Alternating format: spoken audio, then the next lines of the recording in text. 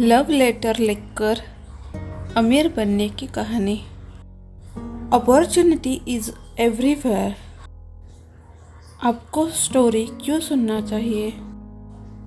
मुझे तो मौका ही नहीं मिला, नहीं तो मैं भी कुछ बड़ा कर लेता। लेकिन इस बात में कितनी सच्चाई है? मेरे लिए सही समय क्या है? क्या हम सिर्फ इस भरोसे बैठे रहेंगे कि अभी तो मेरा सही समय आया नहीं है? यह ठीक वैसा ही है जैसे कि आपने कोई पौधा तो लगा लिया, लेकिन उसकी देखभाल ही नहीं की। आसान शब्दों में कहा जाए तो अब आपने सोच लिया कि मुझे यह करना है, वह करना है, लेकिन आप उसे ज़्यादा महत्व ही नहीं देते। आप सोचते हैं कि अभी सही समय नहीं है और वह आइडिया वैसा ही रह जाता है। पौधा से पेड़ नहीं बन पाता। मौका हर जगह है, बस ज़रूरत है तो उस पर मेहनत करने की। क्या लव लेटर लिखकर भी कोई अमीर बन सकता है? ज़रूरी नहीं है कि एक आइडिया तभी बड़ा हो जब वह नया हो।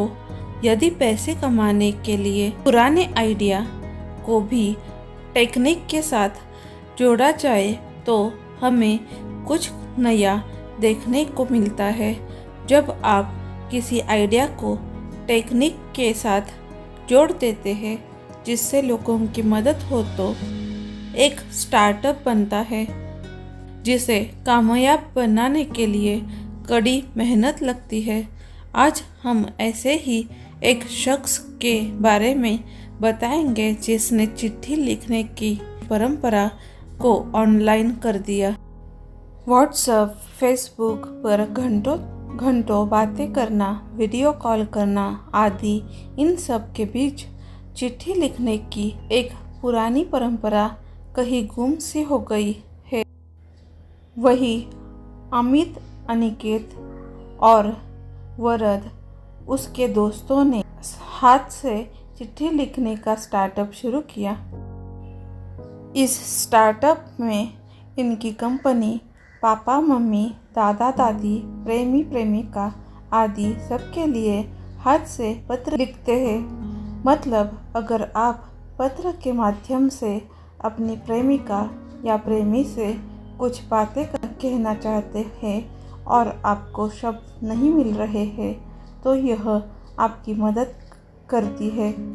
या फिर अपने पापा मम्मी या रिश्तेदारों को पत्र लिखना है तो भी यह आपकी मदद करती है। जाहिर सी बात है, जज्बात सबके पास होते हैं पर शब्द नहीं। इस स्टार्टअप का उद्देश्य आपके जज्बातों को समझकर उसे पत्र के रूप में आपके चाहने वालों तक पहुंचाना है। और यह भारत की लगभग सभी भाषाओं में पत्र लिखते हैं। कैसे शुरू हुआ स्टार्टअप? वरद अपने दोस्तों के साथ एक कंपनी में बतौर इंजीनियर का काम कर रहे थे और उन्हीं दिनों जब वह घर आए तो उन्होंने सोचा कि क्यों न कुछ ऐसा किया जाए जो सीधा लोगों के दिलों को छुए। जब वह छोटे थे तो चिट्ठियाँ लिखा करते थे और यह परंपरा इस टेक्निक की दुनिया में कहीं खो सी गई थी। हालांकि एक कारण यह भी रहा कि 2013 में एक हॉलीवुड फिल्म आई थी हर, जिसमें हीरो एक लेटर राइटर होता है और वह दूसरों के जज्बातों को समझकर उनके लिए चिट्ठियाँ लिखता है। पेशे से इंजीनियर वरद इसका एक परीक्षण उसके 2015 में एक ब्लॉग के जरिए किया था। उनका कहना था कि एक हफ्ते में उनके पास 140 मेल आए जिनमें लोगों ने कई सवाल किए, जैसे कि आप किस तरीके से पत्र लिखते हैं, आपने पत्र लिखना कैसे आरंभ किया, आदि आदि।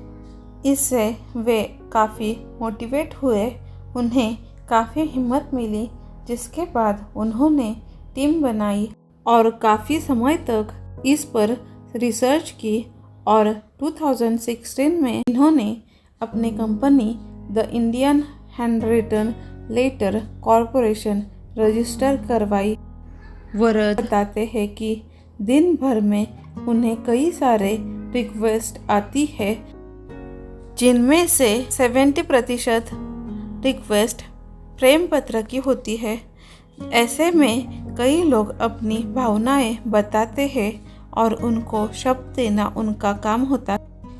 कई लोग ऐसे भी हैं जो लेटर तो लिखवाना चाहते हैं पर पता नहीं बताना चाहते हैं। ऐसे में उनसे संपर्क कर पाना थोड़ा मुश्किल हो जाता है।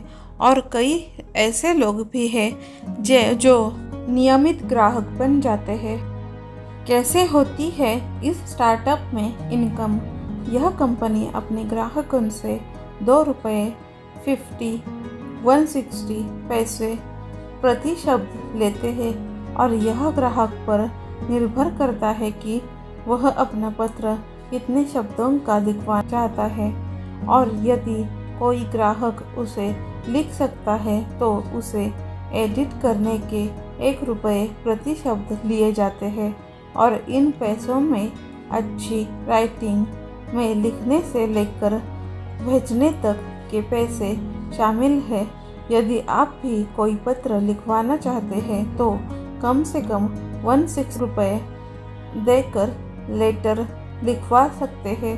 कहानी की प्रेरक बातें।